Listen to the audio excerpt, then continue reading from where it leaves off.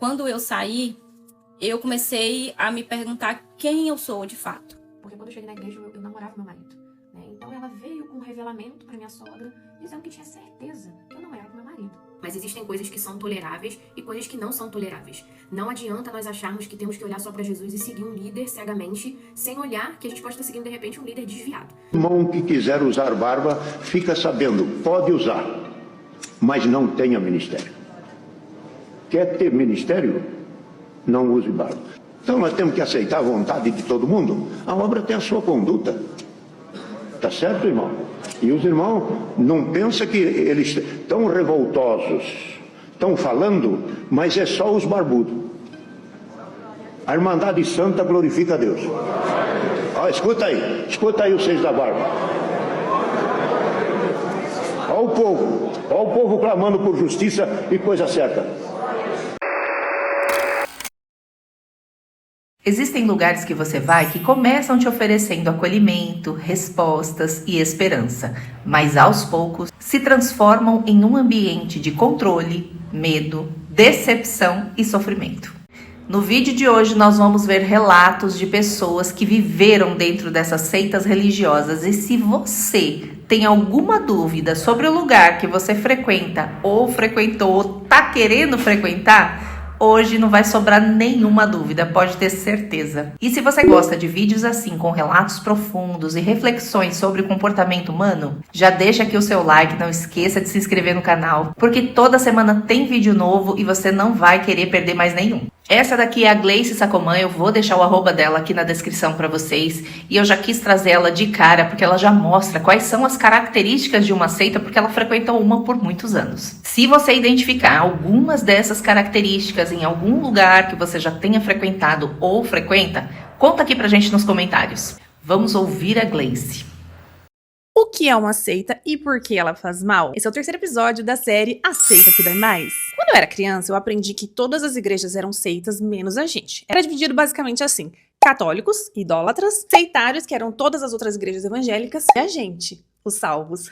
Mal sabia que a seitária era eu. Algumas seitas têm essas práticas documentadas, outras não têm documentadas, mas elas praticam e vão passando de geração em geração. A primeira coisa que a gente precisa observar é que seitas são exclusivistas. Ou só elas têm a salvação, ou de repente até você tem salvação, mas eles são melhores que você. Seitas normalmente têm livros, profetas ou revelações acima das escrituras. Então, por exemplo, você pode até ler um versículo ali da Bíblia, mas o que vai valer mesmo é a revelação que foi enviada ali na hora, ainda que essa revelação seja contradizente à Bíblia. Porque a Bíblia realmente, ela não importa tanto, inclusive as pessoas não são incentivadas a estudá-la profundamente. As seitas te manipulam através do medo, então eles te incentivam a não questionar os líderes, porque não se toca no ungido do Senhor, usam versículos completamente distorcidos, e além do que, se você cometer algum pecado que eles consideram imperdoável, você realmente está fora do céu, porque eles te tiraram, a Bíblia não. Seitas trabalham de maneira isolada, eles se separam de outros cristãos, não é legal você visitar uma outra denominação, mas é muito legal outra denominação visitar a sua igreja. Afinal de contas, um pastor reformado, por exemplo, ainda não conheceu a graça se ele não batizou dentro de uma seita. Seitas têm uma falsa ideia de igreja perfeita e eles colocam regras para parecer tudo muito organizado. E realmente é tudo muito organizado, porque afinal de contas, você precisa pensar: se eu sair daqui, eu não serei feliz em nenhum outro lugar. Isso te mantém dentro das quatro linhas. Muito comum em seitas ameaças espirituais constantes. Então Deus vai pesar a mão sobre você, vai tirar a sua vida se você não obedecer, e todas essas coisas que são completamente antibíblicas e assustadora, né? Parece uma vingança, uma maldade, e não parece. Seitas normalmente têm controles de roupas, de aparência, portanto as pessoas são meio que uniformizadas e elas falam que é para se separar do mundo. Mas na verdade, por trás disso se esconde uma grande vaidade de se achar melhor do que os outros. E para mim o mais grave de todos é que uma seita religiosa, ela não tem Cristo como centralidade. Então, ela sempre vai ter uma adição ali para a salvação. Nunca é Jesus suficiente. É sempre Jesus e obedecer um profeta, Jesus e mais se você usar saia, Jesus e mais se você não tiver brinco nem maquiagem. Isso é uma grande blasfêmia contra o Espírito Santo. Só crendo na obra da cruz é que somos salvos. Todo esse controle e falso ensino, além de fazer com que você não conheça Cristo de verdade, logo não alcance a salvação através da obra da cruz, muitas vezes também faz passar por abusos psicológicos, físicos e sexuais. Por isso, uma seita é tão perigosa, e se você identifica que está numa seita, ela não é relativamente boa, ela é demoníaca. Essa daqui é a Luísa Ribeiro, vou deixar o arroba dela também aqui na descrição. E o relato dela é muito forte, afinal, foram 18 anos dentro desse lugar. Eu tenho vontade de fazer esse vídeo tem muito tempo e eu confesso que eu tô muito nervosa. Porque isso mexe com muitas memórias minhas, muitas coisas que eu já vivi. E também tenho muito medo de sofrer muito hate pelas pessoas nesse lugar. Mas eu fui 18 anos de uma seita e eu queria contar um pouco pra vocês sobre essa história. Mas esse vídeo com certeza vai ter que ter parte 2, parte 3. Se vocês quiserem, vocês comentem aí que eu faço. Então eu vou tentar levar no bom humor como eu levei o vídeo que eu fiz anteriormente sobre a minha faculdade. Mas eu não sei se eu vou conseguir muito, porque esse realmente mexe mais comigo. Que até hoje eu tenho feridas que eu tento curar, que vieram desse lugar. Até hoje eu faço terapia e até hoje eu sonho com coisas que eu vivi lá e como essas coisas trouxeram consequências pra minha vida. Já adianto, essa seita, ela é vista como uma igreja e no Rio de Janeiro ela é bem famosa até. Mas ela não é uma igreja, ela é uma seita. Eu saí de lá tem alguns anos, saí com 18, tenho 25, sou ruim de matemática, pensei. Tem muitos anos que eu saí de lá, então eu não sei como está hoje em dia, mas eu vou contar um pouco pra vocês como era na minha época. Eu vou começar esse relato falando algumas coisas que a gente não podia fazer. Mas se quiserem histórias, pra eu falar histórias mais específicas, eu vou ter que fazer mais vídeos, não vai ter como. Então vocês falem aí se vocês quiserem, tá? A gente não podia tomar as próprias escolhas das nossas vidas. A gente sempre precisava de um aval de um líder religioso pra qualquer coisa. Principalmente se o assunto for relacionamento. Namorar, casar. Enfim, você precisa ter o aval de líder religioso. Inclusive, eu já vi gente com relacionamento assim que você olhava, tipo, amor de infância, sabe? Aquela coisa linda. Aquela coisa que você fala assim, meu Deus, esses aí nasceram um pros outros terminarem porque o pastor pediu. Então, assim, estavam noivos e se separaram porque o pastor quis. Você não podia ter amigos fora de lá, então eles te isolavam completamente. Não podia ter amigos que não são crentes, principalmente, nossa. E amigos de outra igreja também não eram muito bem vistos, não. Você até tinha, mas, tipo assim, até a página 2, entendeu? A igreja lá era acima de tudo, acima da sua família, inclusive. Então, por exemplo, eu já deixei de ir em casamento da minha prima porque tinha evento na igreja. Eu deixava de ver o meu pai porque eu tinha ensaio. Então, assim, e se você... Ai de você faltar, ai de você. Ah, não, vou ver meu pai, porque eu não moro com meu pai, vou ver meu pai. Então você vai ser tirado de tudo, entendeu? Então por isso que não dava pra gente fazer essas coisas. Parte 2 de como foi viver 18 anos numa seita. Quem era de lá não podia visitar outras igrejas de maneira alguma. Teve uma vez, pra vocês terem noção, tinha um amigo meu que ele era de uma outra igreja. Ia ter uma festa de, tipo junina, sabe? Tinha uma festa do milho na igreja dele. E aí, eu e uns amigos meus, que também eram amigos dele, a gente pegou e falou, ai, vamos. Só que pra gente ir, a gente tinha que ir escondido, porque eles não deixavam. E era um dia que, tipo assim, como eu já disse, a gente não podia faltar nenhum compromisso. Então a gente teve que ir, era sábado. Aí sábado tinha tipo uma reunião dos jovens antes, e depois tinha o culto, entendeu? E aí a gente tinha que ir nessa reunião, e aí entre o intervalo de uma coisa e outra, a gente, escapou, saiu pra poder ir na festa da igreja desse meu amigo. Acontece que no caminho, a nossa líder religiosa descobriu e ligou pra gente e esculachou a gente. Esculachou, falou que a gente era irresponsável, que a gente, se acontecesse qualquer coisa, a culpa ia ser nossa. Falou. Chegou lá no evento, eu não tinha mais emocional pra curtir a festa, sabe? Pra curtir o evento da igreja do meu amigo. Eu fiquei mal, fiquei me sentindo culpada, fiquei me sentindo suja, errada. Quando eu só tava indo num evento de uma outra igreja. Vocês têm noção disso? Se você saísse da igreja, todo mundo te virava as costas completamente. Ou seja, tipo, 18 anos, construindo amizades, laços e tal, e tudo se perdia. Que foi assim que aconteceu com a maioria. A não ser a galera que foi saindo depois, porque teve muito amigo meu que saiu, obviamente. E aí a gente ficou muito amigo depois que saiu de lá. Mais amigo ainda. E lá tinha uma separação absurda entre meninos e meninas. Era um negócio, tipo assim, bizarro. Você não podia conversar direito com o menino, você não podia abraçar. Jamais. Tinha foto, gente. Depois eu mostro pra vocês. Tinha uma foto que eu tirei com um amigo meu na época, que a gente tá assim, ó, igual dois varapás, um do lado do outro, porque eu não podia abraçar nem pra tirar foto. Eu e meu irmão, a gente sempre foi muito próxima, né? Tenho um irmão mais ou menos da minha idade. E aí já teve várias vezes, tipo, no retiro a gente não podia se falar, porque senão achavam que a gente tinha alguma coisa. Teve uma vez que a gente tava esperando nossa mãe buscar a gente na igreja, aí a gente tava sentada assim num canto, né, conversando, e aí veio uma líder religiosa falar que a gente não podia ficar ali, porque senão iam achar que a gente tava fazendo besteira. A gente era irmão, a gente é irmão, né? Irmão! Eu participava do grupo de dança e era, tipo assim, quase quartel-general. Se você faltasse qualquer ensaio, por qualquer motivo, você era tirado de tudo. E aí, tipo assim, a gente queria dançar, né? A gente se esforçava, ia no ensaio. Então, tipo assim, se você ficou doente, faltasse, você era tirado. Tinha gente que ia com febre.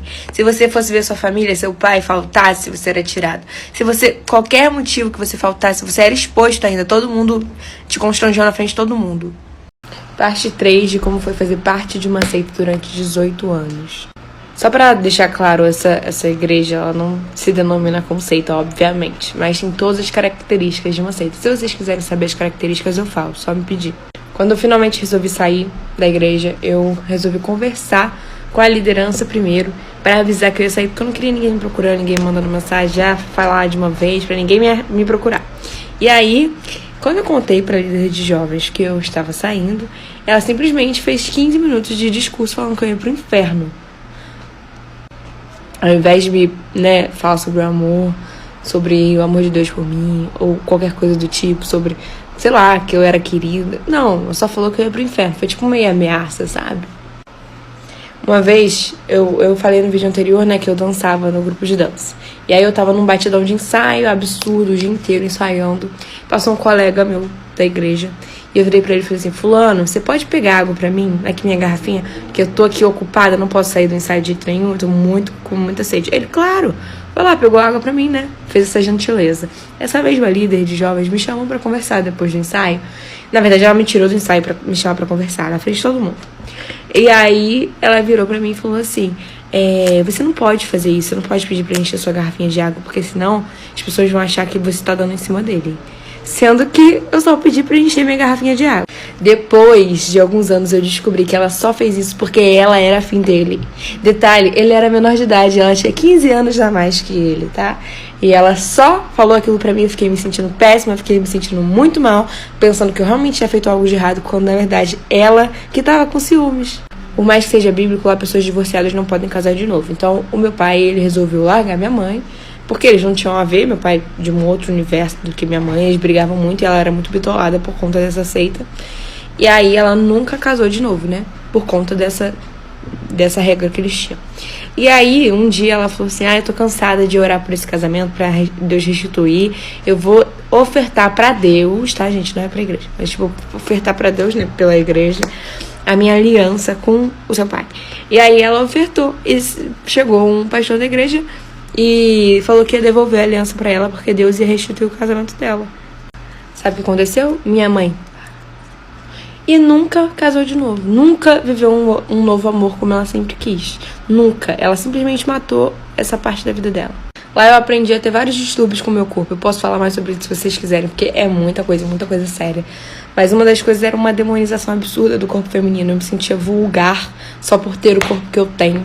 E por isso a gente tinha que só andar com camisa de tipo assim, amarrada na cintura. De jeito nenhum podia usar sem. Eles velavam, fazia que era tipo estilo, mas na verdade não. Lá no perfil da Luísa tem mais vídeos falando sobre a experiência que ela viveu. Vale a pena vocês darem uma olhadinha, porque tem mais complementos. Para não ficar muito longo, eu não quis colocar todos aqui. Eu peguei esse relato no perfil da Jéssica Junqueira, mas eu acredito que quem está falando é a Daniela Risos. Eu vou deixar o arroba dela aqui na descrição. Vale a pena você ouvir o relato dela. O dia que eu descobri que eu estava em uma seita religiosa e não em uma igreja. Gente, isso aqui é alerta, tá? Eu não sou a favor que as pessoas saiam da igreja por qualquer motivo ou mudem de igreja por qualquer motivo. Mas existem coisas que são toleráveis e coisas que não são toleráveis. Não adianta nós acharmos que temos que olhar só pra Jesus e seguir um líder cegamente, sem olhar que a gente pode estar seguindo, de repente, um líder desviado. Então eu vou aqui contar o meu relato de alguém que descobriu na própria pele o que é estar em uma seita durante 2 anos. Quando eu cheguei nessa igreja, eu estava uns 7 anos afastada. Eu cresci numa igreja pequenininha de bairro e quando eu retornei, eu recebi o convite de ir nessa igreja. Então, quando eu fui, no primeiro momento, fui muito bem recebida. Eles são extremamente atenciosos, eles ficam em cima, te abraçam, aquela coisa toda, enfim. Ficam muito em cima de você, né, para que você seja conquistado, né, com aquela abordagem, né, que geralmente não acontece em outras igrejas, né. Então, ok, tava tudo lindo, maravilhoso, só que tudo mudou quando eu virei membro da igreja. Quando você vira membro, as coisas mudam, né, porque eles tentam te manter ocupado com muita função para que você fique lá dentro, só, né, vivendo e respirando aquele lugar. Então me colocaram no louvor, eu tava na mídia, vai pros jovens, enfim, 50 milhões de coisas, 50 milhões de programações. Então, tudo começou com muito, muito trabalho. Então esse lugar romantizava muito trabalhos severos e achava que se a pessoa não quisesse submeter aquilo, não queria dar pra Deus, né, não queria servir, porque reino é isso, enfim. Então se a pessoa chegasse lá e, sei lá, faça uma faculdade à noite, eles arrumavam um jeito de colocar na cabeça da pessoa, né, de que ela precisava ter mais tempo pra estar no culto. Se a pessoa trabalha de noite, eles arrumavam um jeito de colocar na cabeça da pessoa de que não, você tem que trocar de emprego porque você precisa estar aqui nos cultos, né? E muita gente foi nessa onda, né? E como eu era autônoma, então eu não tinha muito problema em relação ao horário. Mas sempre com discursos valorizando o esforço, né? Porque eu tô sempre aqui, porque nós temos que estar sempre aqui servindo, eu não tiro férias com a minha família, eu não tenho tempo pra nada, eu só vivo aqui em prol do reino, porque reino é isso. Ou seja, extremamente severos em relação a esforço, né? E se achavam santos por isso, né? Olha, eu vim aqui, né? Estou aqui independente do que aconteça, com febre, passando mal. Então eu escutava, a gente acabava escutando isso o tempo todo, críticas, né? De que eles estavam na igreja passando mal, então a gente tinha que estar também, a gente tinha que estar na igreja lá no dia do aniversário de casamento, enfim, N coisas, nesse sentido. Extremamente sem noção. Uma das coisas que rolava lá também era a paternidade espiritual. Então quando eu cheguei lá, as pessoas chamavam, né, chamam até hoje quem tá lá, de pai e mãe, né, essa heresia que eles gostam de propagar naquele lugar.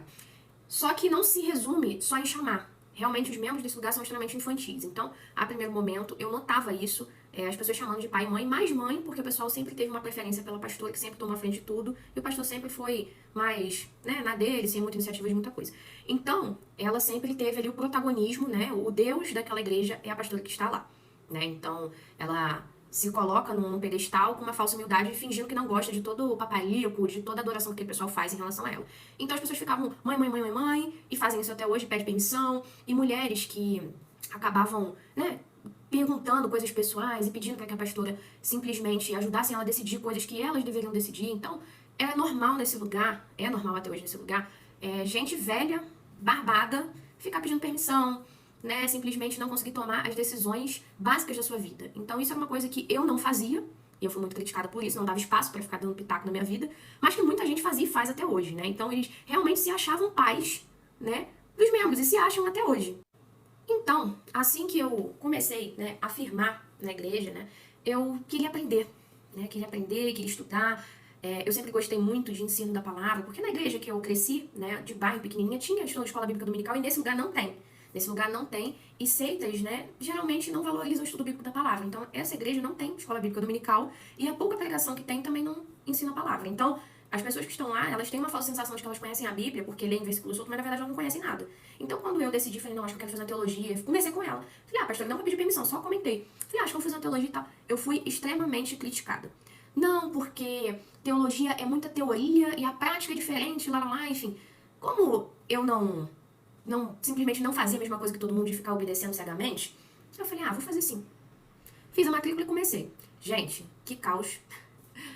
Eu comecei a aprender o básico, gente. Eu não era PhD, não sou PhD, não sou doutora em teologia, não. O basicão mesmo. Aí eu comecei a ver as coisas que estavam sendo pregadas errado naquele lugar. Falei, caramba, né? Então era muito comum ouvir umas heresias, né? E as pessoas ficavam, glória a Deus, aleluia, porque o pessoal grita muito e não raciocina, não estuda, enfim. Só que eu era tida como arrogante, análise em pé, que quer fazer teologia pra saber mais do que os outros. E não, gente, eu só queria saber o básico. Na verdade, hoje eu quero saber até mais, mas assim, não era pra me engrandecer. Era que se eu dizia que eu amava o Senhor e a palavra dele, o mínimo que eu esperava era que eu me esforçasse, né, pra compreender a palavra. Enfim, ela me criticou milhões. E quando eu parei na liderança dos jovens, eu tentei inserir estudo bíblico na palavra.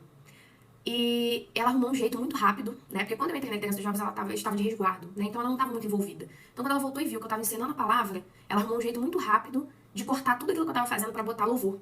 E uma das coisas que me incomodava muito nesse lugar é a valorização de música, né? Então era 50 milhões de louvores e palavra breve. Né? Ela sempre falava assim, eu quero que cante tantos louvores, ministração, choradeira e palavra breve, breve, breve. E aquilo me matava, gente. E o culto era da mesma forma, né? Muito tempo de louvor e quando chegava na pregação, era um show de horrores.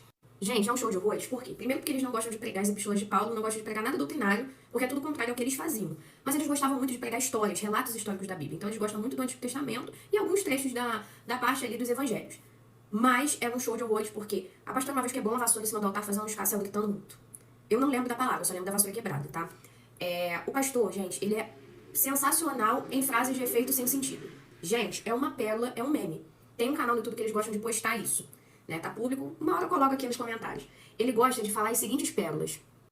A ave que voa mais alto é a águia. E a águia não voa com corvo. A águia voa com águia. Gente, águia não voa nem com águia. E águia não é a ave que voa mais alto.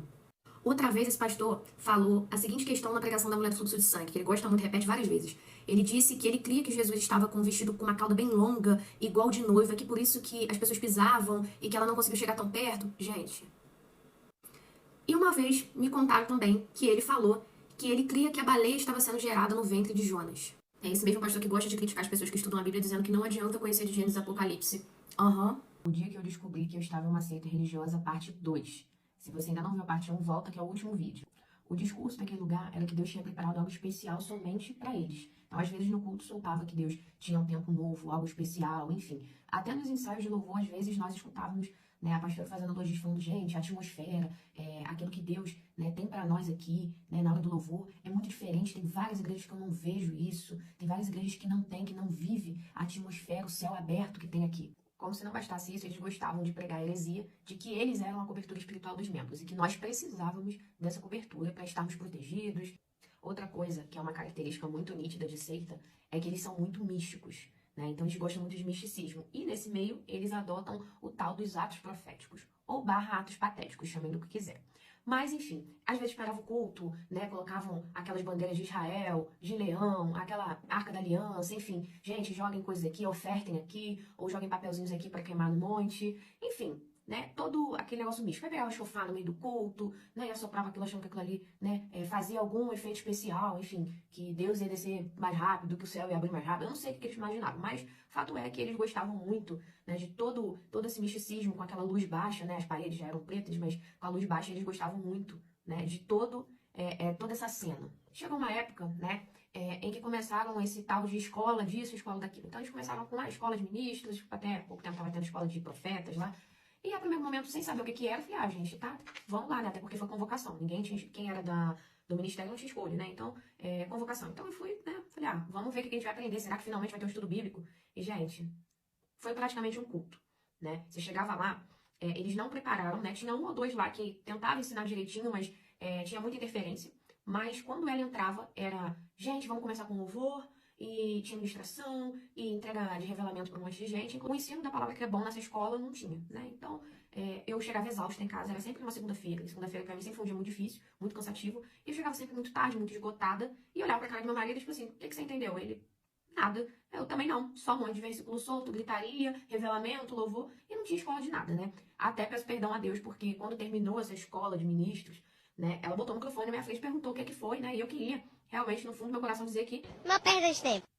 Mas eu acabei mentindo e pedi perdão a Deus, né? Na frente da igreja eu não podia falar que foi uma perda de tempo, né? Mas enfim, foi uma perda de tempo. Então a gente começa com esses eventos, né? Literalmente eventos para eles mesmos, né? Nesse período também, tinha muita reunião de liderança para falar de dízimo. Porque nós estamos com muita dificuldade financeira e tem muita gente que está no ministério que não está dando dízimo. Detalhe, nunca, durante o período que eu estive lá, teve uma prestação de contas sequer, né? Segundo eles, eles vivem da fé. Mas a gente sabe que, né, se não há essa prestação de contas, né, é um pouco estranho, porque o padrão de vida deles o dos membros, na média, é aqui. O deles, que vivem da fé, é aqui em cima. Né? Então, eles gostam muito, né, de fazer palavra de oferta, de fazer reunião cobrando oferta, de fazer propósito. Gente, vamos fazer propósito de R$50 para fazer isso, vamos fazer propósito disso para pagar isso. Então, comove todo mundo dizendo que o aluguel tá atrasado, o da casa deles, do condomínio deles, nunca tá atrasado, mas isso nunca deixa de pagar. Mas o da igreja sempre estava no vermelho. Então, vamos fazer propósito disso, daquilo, lá. E movimentava todo mundo, e a gente acreditando que realmente estava nessa dificuldade, ia lá e ajudava. Eles gostavam muito, né, de querer controlar onde as pessoas moravam. Eles tentaram fazer isso comigo, num período, eles começaram a me entregar, porque eu não pedi opinião onde que eu ia morar.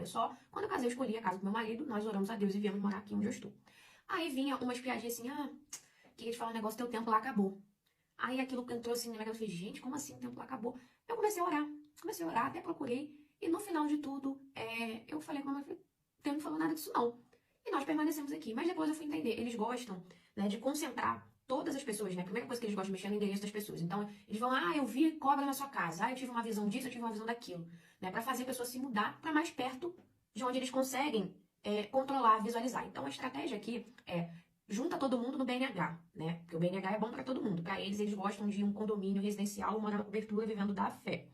Então, simplesmente eles colocam todo mundo nesse... É tipo um condomínio de baixa renda, né? É um BNH, a gente chama aqui na cidade de BNH. Junta todo mundo lá, que aí todo mundo, um vai vigiando o outro e contando pra ela. Então, se fulano tá recebendo não sei quem em casa, eles estão sabendo. Se fulano tá fazendo qualquer coisa dentro da sua casa ou tá em casa não foi na igreja, fulano sabe. Então, é pra manter controle. Não é que Deus disse. É que eles precisam ter o controle da vida das pessoas, né? Outra coisa que acontece nesse lugar é que se você chegava casado e você, né, o marido ou a esposa, vê primeiro que lá é uma seita, né, e querer sair de lá, eles tentam conquistar aquele que ainda está cego. E falam, não, separa desse teu marido que ele tá fora da visão. Então, alguns divórcios, alguns casamentos foram destruídos porque eles colocam na cabeça da pessoa que, teu marido te abandonou, tua esposa te abandonou, então ele está fora da visão. E assim, alguns casamentos são destruídos, né, porque um dos cônjuges acabou vendo primeiro e não aceitou aquilo. Então, havia o 2 pesos e 2 medidas naquele lugar. Porque enquanto um irmão chegou lá, né, a esposa dele era de outra igreja, né, e ela estava lá e ele resolveu sair para ficar com ela porque ela já tinha renunciado muita coisa em prol do casamento. E ela advertiu ele dizendo, não, é ela que tem que seguir você. Partida, quando a ministra de louvor que era casada e o marido dela saiu porque enxergou que aquilo ali era uma seita, o discurso mudou. Então não era ela que devia seguir ele, porque ele não saiu para desviar, ele saiu de lá porque viu que era uma seita e queria uma igreja saudável. E o discurso foi outro, gente. Ela falou pra ela que ele deveria seguir ela e que, portanto, né, ela deveria separar dele porque ele abandonou ela, porque ele não estava cumprindo com os deveres do casamento, né?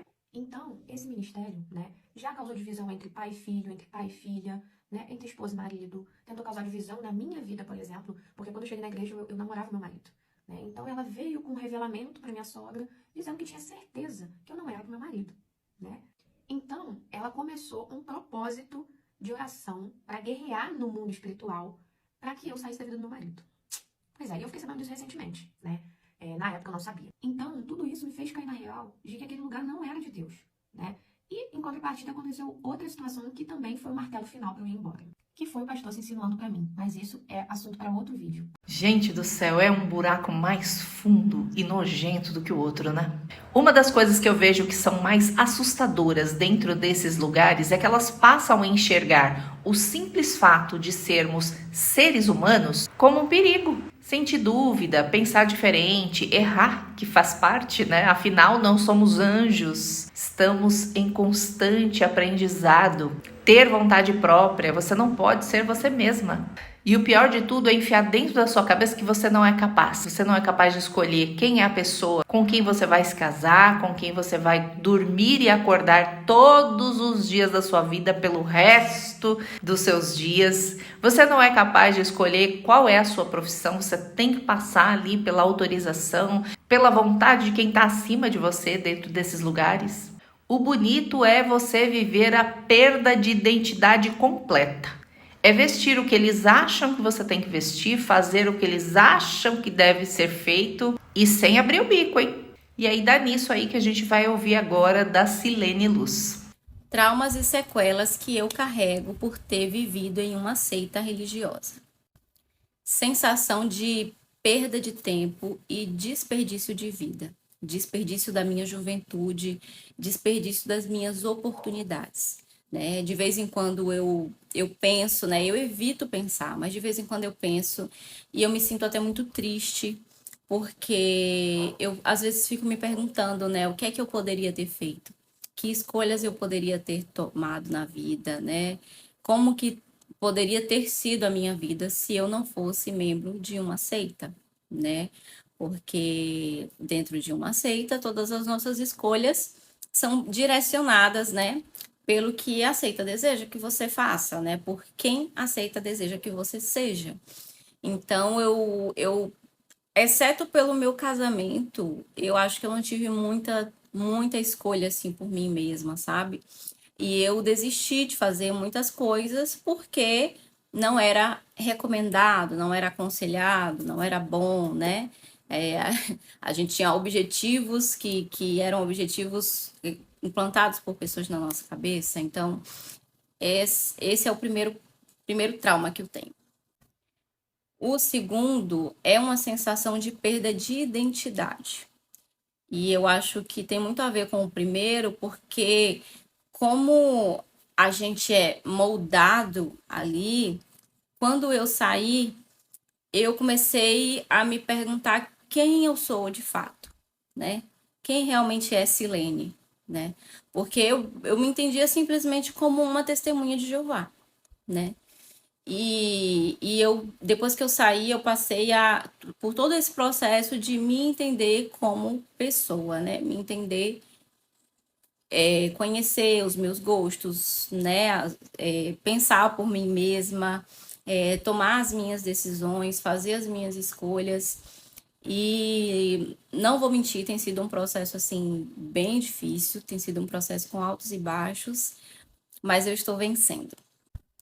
Outro trauma que eu carrego é a dificuldade de fazer amizades, sabe? Eu tenho muita dificuldade de fazer amizades. Eu acho que isso é meu também, é algo que eu carrego assim desde a infância, mas as relações que eu tive dentro da seita, elas me geraram traumas muito fortes. Não que isso só aconteça lá dentro, né? Mas as experiências que eu vivi, em que eu tenho dificuldade de entender muito bem as dinâmicas de amizade, né? E tem coisas, às vezes comportamentos que as pessoas têm, falas que as pessoas têm, que ligam em mim um gatilho muito forte e eu não consigo mais, gera um bloqueio e eu sinto uma necessidade muito grande de me afastar da pessoa.